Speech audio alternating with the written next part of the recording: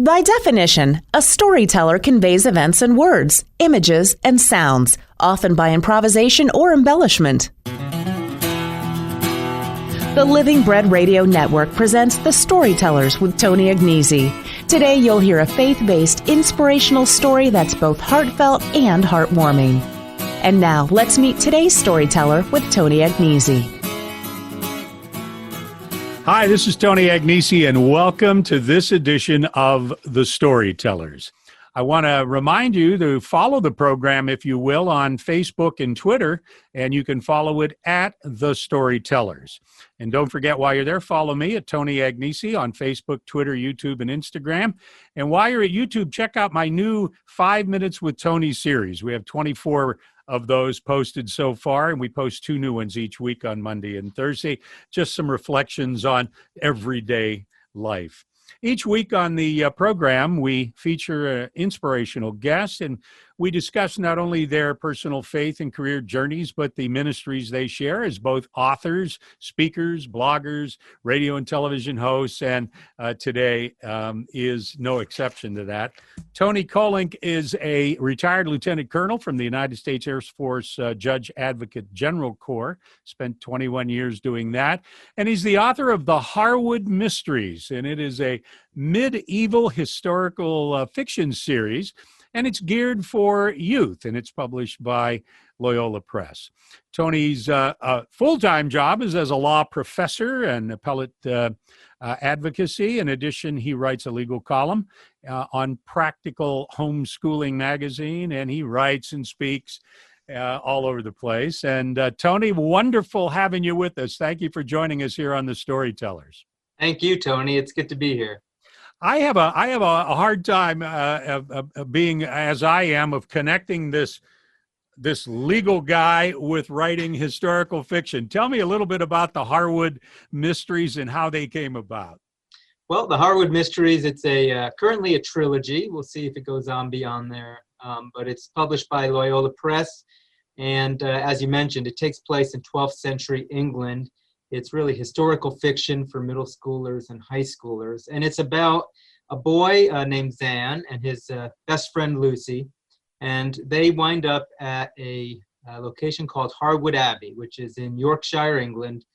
And they wind up having to go on different adventures, solve some spooky mysteries. And at the same time, they're sort of dealing with various coming-of-age type themes, such as, what am I supposed to do with my life? What does God want from me? And actually, especially Zan has some pretty bad things happen to him.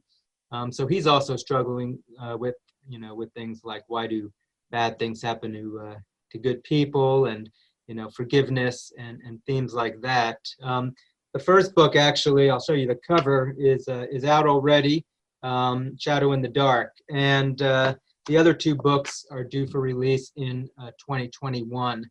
And so we're excited about that. What's it like, releasing a book in July with COVID and all of those things going on? That would not trying to get it to middle school guys to read it. That would not have been my first choice, but God has a greater plan, I'm sure. And Loyola Press has a great plan too, and they've been spectacular at rolling this out in the middle of a pandemic. But yeah, you just kind of throw up your hands. You can't choose some of these things, and you just trust that it'll work out the way it's supposed to work out. Now, were you intrigued with England and historical times, medieval times, as a kid growing up? And did you spend any time there? So, as you reference this in your books? I come from a family of Italian immigrants, mostly, came through Ellis Island back in the early 1900s. So I don't really know why I would be some sort of an Anglophile, because I don't really have any English blood in me. But for some reason, probably just because I grew up in the United States, learning about English history has always been fascinating to me. And this particular time where I've placed the books in the late 12th century, there is all sorts of really cool historical events going on. We're about 15 years after the martyrdom of St. Thomas of Becket, with King Henry II, who is still, in the final years of his reign. We've got the third crusade that is about to start up in just a few years. In fact, if I keep writing in this series, my main character might wind up in that crusade if I can get him there. And St. Francis and St. Dominic are just around the corner, about 10 to 15 years. There's just all sorts of great things going on both in England and throughout all of Christendom, really. Mm-hmm. And through your books, there's this the underlying pinning of faith and Catholicism and dealing with gratitude and forgiveness, and some of the questions that young people ask. I'm sure you're aware of the statistics, Tony, about over half of the people under the age of 30 are now claiming to have no religious affiliation, and it's something that is of concern to me, and in terms of fatherhood and so forth. How important do you think getting this message to, especially to young guys, is? It's incredibly important, and to young boys and girls, really. The series is meant to reach beyond, even though my main character is a boy, it's meant to reach beyond that. And I'm actually a father of 5. I actually have 3 grandkids, believe it or not. And this is near and dear to my heart also, what you were talking about. In my other job as a law professor, I actually write a lot about religious liberty issues in the First Amendment, and how our culture has sort of eroded the place of religion even in the legal field. Although with the new Supreme Court continuing to get stronger, we might see some good cases continued in that area. But the point is, you're right. This is a very important time, and that's really one of the reasons I wanted to have this series out there. I wanted it to be there for not just Catholic kids either, frankly, because this series takes place in the 12th century. So we're 300 years before the Protestant Reformation.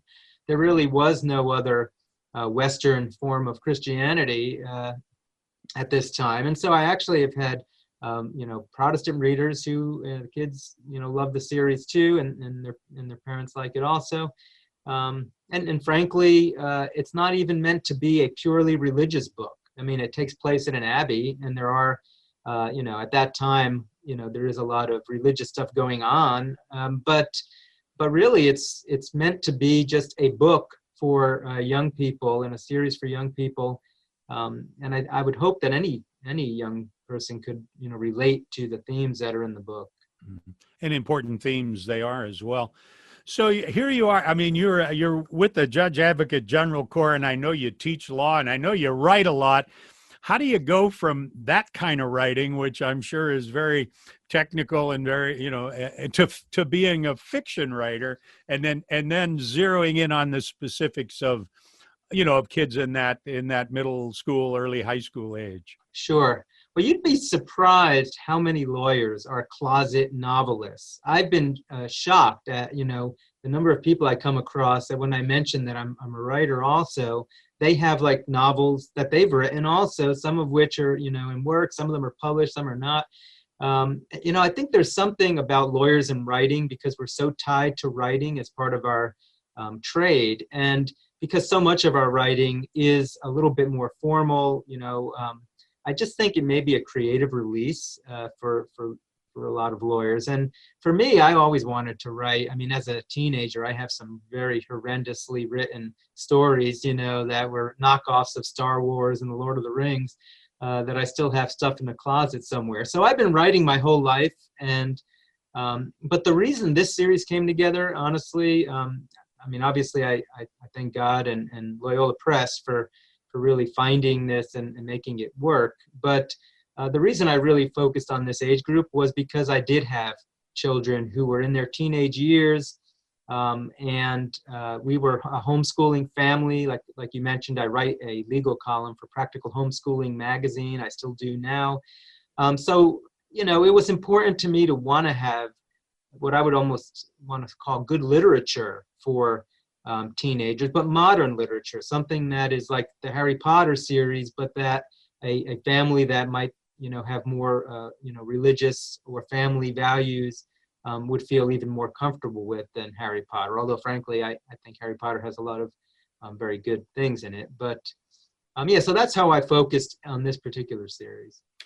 Shadow in the Dark is the title of the first book in the series called the Harwood Mysteries. Antony Kolenc is my guest, and Tony is published by Loyola Press, and books should be available just about everywhere. It came out in July. How are things going so far with the series? Well, I think so far they're going great. Loyola, as I said, has been fabulous. I couldn't have asked for a better publisher to put this series out.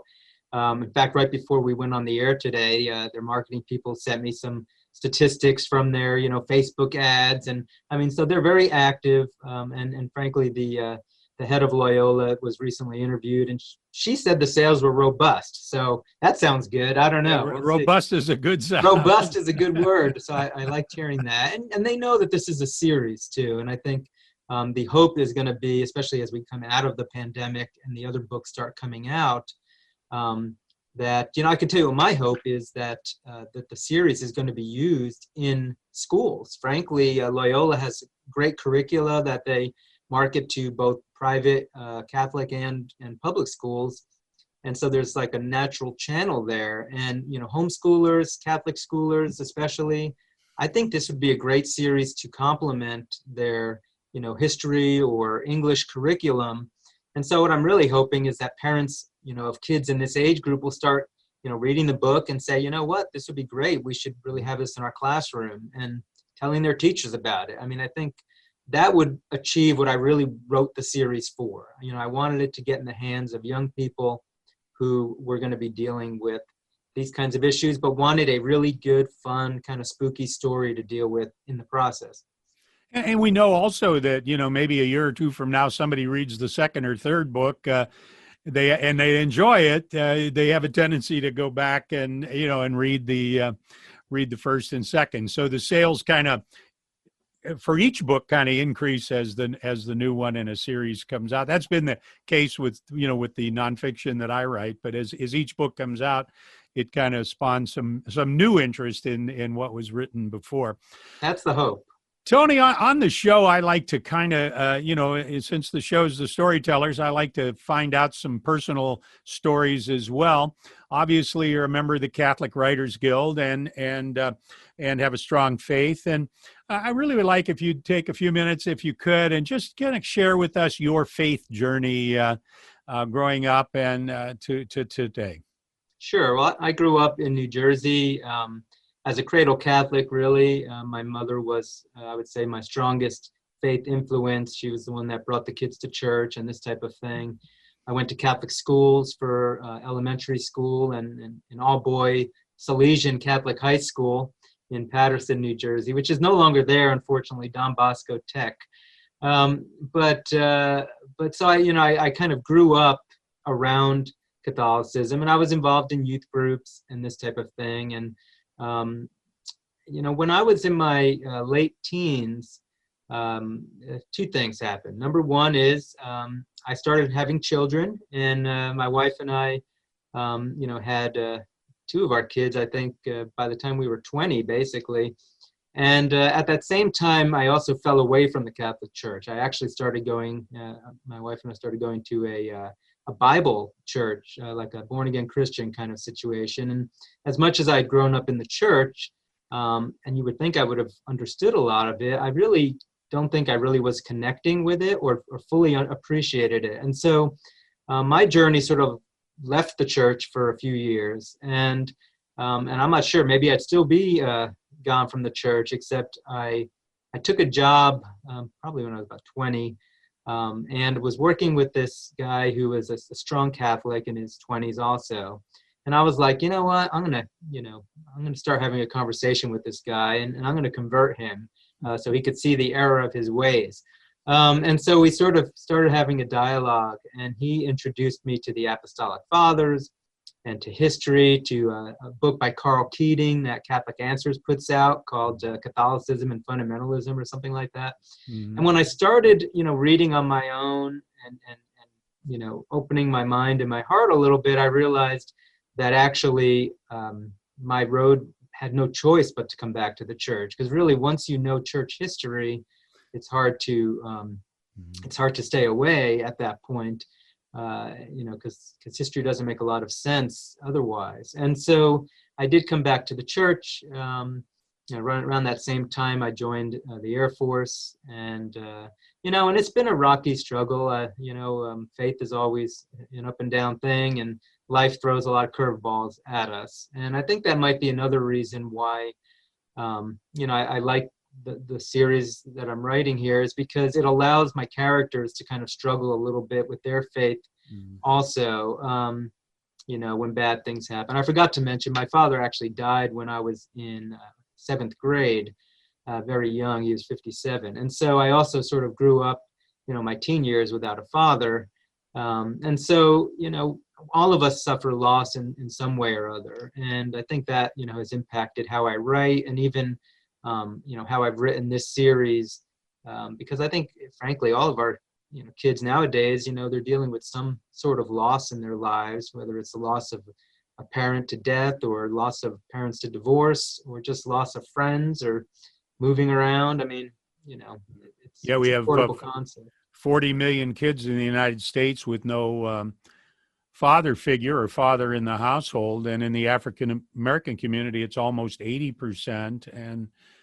And these are situations that you learn on the street instead of as you should from that father or father figure in your life. So it's very, very important. Well, I know you're involved in homeschooling too, so your wife must have something to do with this to do that. Tell us how that all came about. And now with COVID and everything, we've got a lot of people who are being introduced to homeschooling.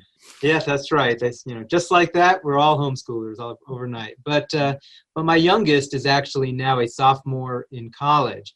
And so our homeschooling days are basically over, although I still write the column for the homeschooling magazine.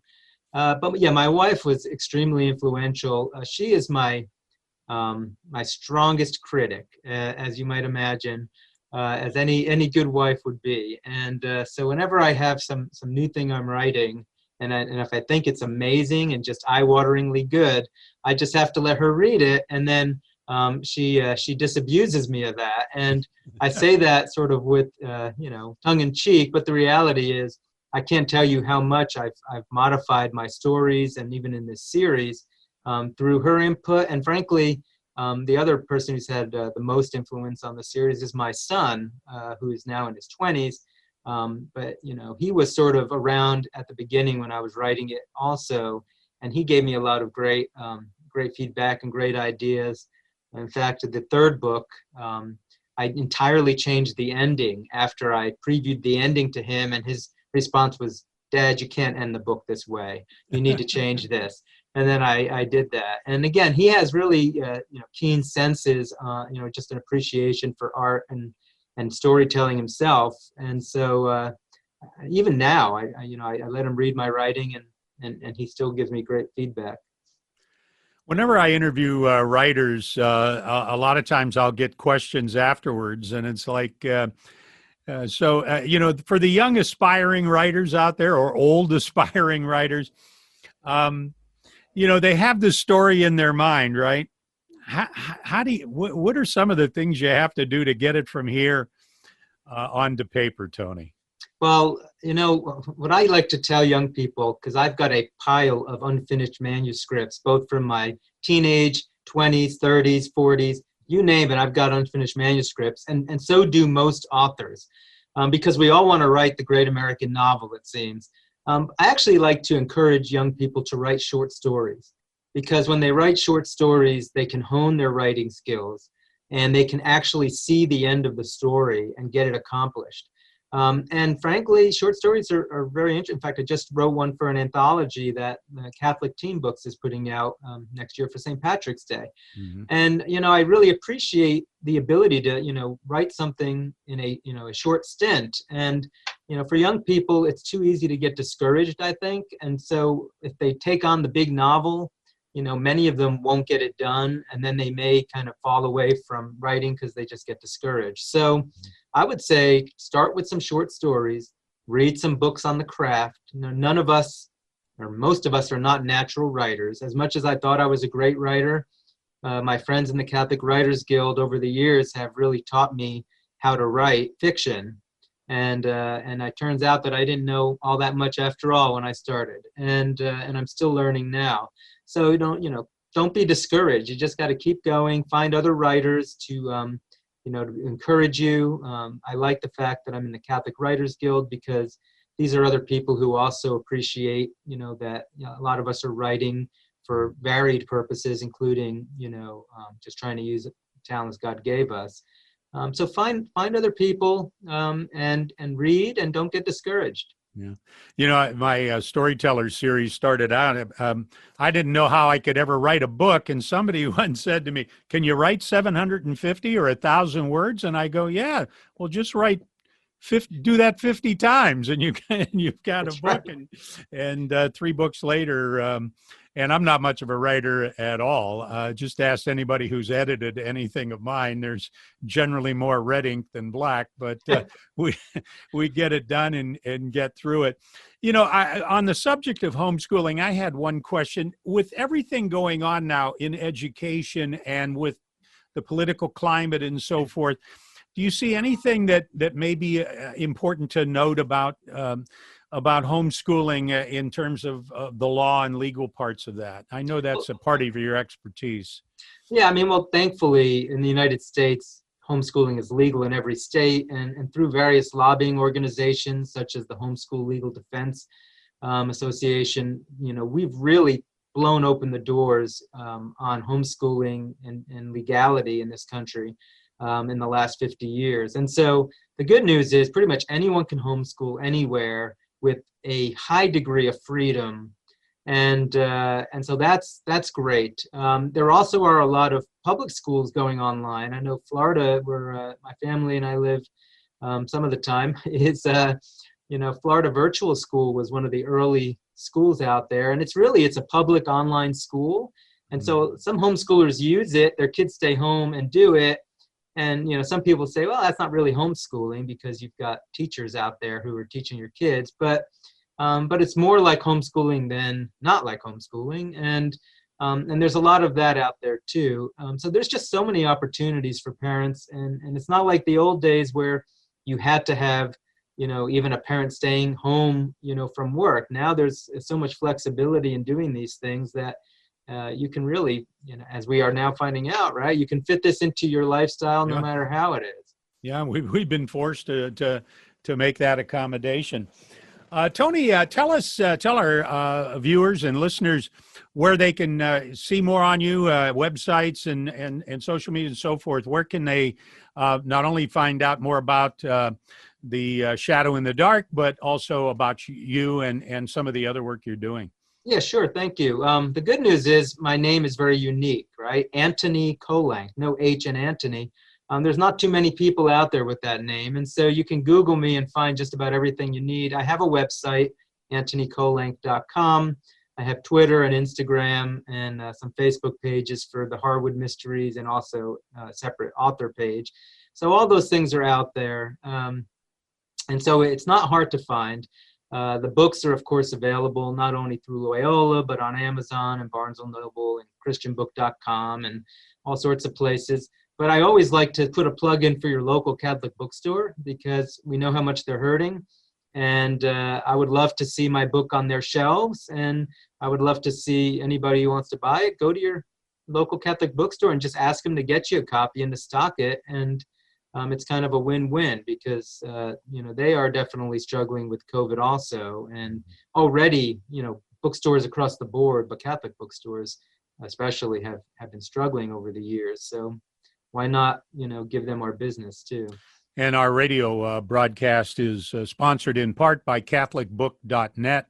And I know whenever we have an author on, they try to make sure they stock that book, and it's a great opportunity for our listeners to do exactly what you said, is to get the book, but also be supporting their local Catholic bookstore or CatholicBook.net in this instance. Yeah. And, Tony, I realized let me wrap back around to one of your earlier questions that I didn't fully answer. You asked about if I ever traveled to England. Yeah. And I actually did. Back in 2015, I was teaching a class in France for the summer. And I decided at the ripe age of 40-something to decide to finally do my college years, where I would go traipsing about the UK, staying in hostels. And that's exactly what I did for 2 weeks. I went and visited all the places that I was writing about, in Yorkshire and in Lincoln, and went to Ireland and Scotland, and just really, to the abbeys. Of course, they're all in ruins. I mean, because after Queen Elizabeth, the English abbeys, the places that I'm writing about don't exist anymore except in ruins, because they were destroyed after the Protestant Reformation began, and there was such conflict in England between Catholics and Protestants. But you can still go and see the ruins, and and I learned a lot just by being there in person. It was a lot of fun, and I like to sometimes post. Thankfully, I took a lot of pictures while I was on there, so I like to post those types of Throwback Thursday, photos from my research tour, as I call it. Fantastic. Well, Tony, this has been a fun half hour. And for those people, I know we have a lot of teachers that listen to us. We have a lot of grandparents that listen to us. What a wonderful series that you can introduce your kids to, your grandkids to. It's the Harwood Mysteries medieval historical fiction series for young people. It's published by Loyola Press. Their very first book came out here just a while back in July, called Shadow in the Dark. And Tony Kolenc, thank you so much for being with us today. It's been a pleasure having you with us. Nice to finally meet after these years as members of the Catholic Writers Guild. Thank you, Tony. It's a pleasure being on your show. I appreciate the time. For more information about those books, you can visit TonyAgnesi.com. We'll have links to all of Antony's material as well. And don't forget to visit my YouTube page at youtube.com/Tony Agnesi. Well, that's our show for today. The program premieres at 6 p.m. on Wednesday evenings on YouTube at the Fiat Ministry Network and at Patchwork Heart Ministries. You can also get it at TonyAgnesi.com or on my YouTube page, youtube.com/Tony Agnesi. And be sure while you're there to subscribe and check out 5 Minutes with Tony as well. The radio program is produced by the Living Bread Radio Network and airs on Sunday at 4 p.m. Check your listings for the location near you. Programs also available on the storytellersradio.com and later in the week at the Catholic podcasting site, breadboxmedia.com. This is Tony Agnesi. God bless you. We'll see you next time with another edition of The Storytellers.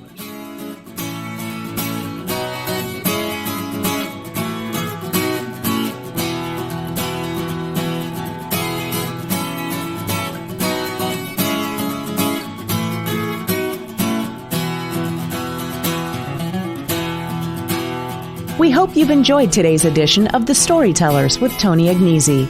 To learn more about today's storyteller, go to thestorytellersradio.com.